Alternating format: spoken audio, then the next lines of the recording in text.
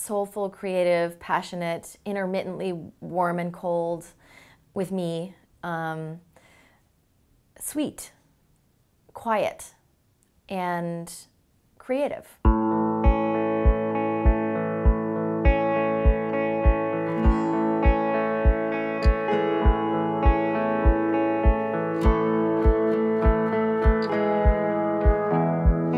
This is a coming-of-age story, which includes joy and suffering, like most people's do. Some of the contrasts are a little higher, right? The famous guy is really famous. The poor woman is really poor. Oh, and the abandonment was really abandonment. But then the basic structure was really similar to a lot of families. Apple was starting to take off, and I think as a result he was working a lot and he was kind of getting less nice. And my mother was planning her escape because they were living together, how she was going to go work at a restaurant in Palo Alto and how she was going to make sure she didn't get pregnant. So she went to go get an IUD put in. The doctor forgot to tell her, or she didn't listen, that in the first few days after you have this birth control, it doesn't always work. She got pregnant with me. She even definitely thought about not only abortion, but also adoption, but just found that in her heart, she just could not. If this story sounds kind of dramatic or sad, now that I'm older, I look back and I think, they were 23, of course she didn't want a baby, you know?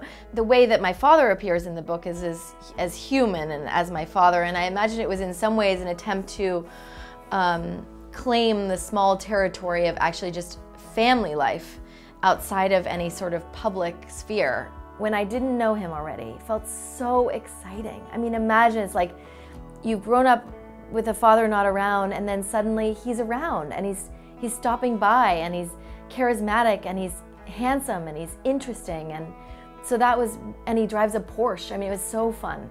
It was just full of promise. I think the worst memories I have of my father is just the grinding feeling of loneliness and sadness when we weren't getting along, when he wouldn't call me.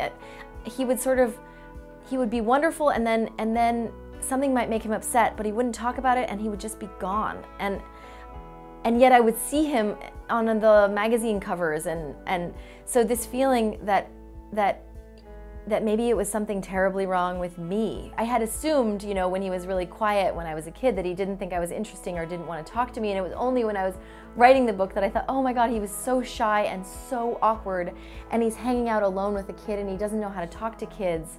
It had nothing to do with me. There were sweet things too. He was so sweet about like my boyfriends, and had I kissed them yet, and had I made out with them yet, and it sounds creepy, but it was actually sweet. But for some reason with him, when I was a teenager, it felt like he was kind of like a friend, and he was open-minded, and he was never gonna make me feel ashamed. When he was dying, he apologized so profoundly. It was a month before he died, and he was crying and he was saying, I owe you one, and there was something so soothing about that. It felt like, oh, he also feels sad that we missed so much time and that things were so difficult. If we see things the same way, that we both really missed out and that he really missed out, then it feels much better in my life going forward. Okay, ta-da.